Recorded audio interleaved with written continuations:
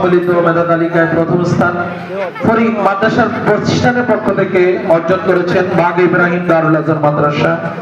দ্বিতীয় স্থান অর্জন করেছেন জামিয়াতুল ইসলামিয়া ক্যাডেট মাদ্রাসা জনতা বাজার চাটখিল নোয়াখালী।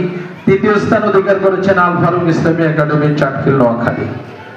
প্রতিষ্ঠানের পক্ষ থেকে সম্মানিত শিক্ষকদেরকে নাম ঘোষণার পর পুরস্কার গ্রহণ করার জন্য অনুরোধ জানাচ্ছি।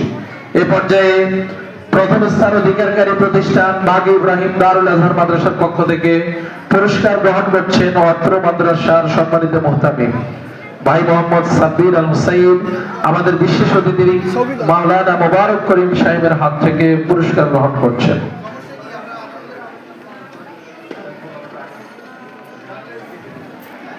দ্বিতীয় স্থান অধিকার করেছেন আল জামিয়াতুল ইসলামিয়া ক্যাডেট মাদ্রাসা। পুরস্কার গ্রহণ করছেন মাদ্রাসার সম্মানিত মুহতামিম হযরত মাওলানা হিজবুল বাহার সাহেব।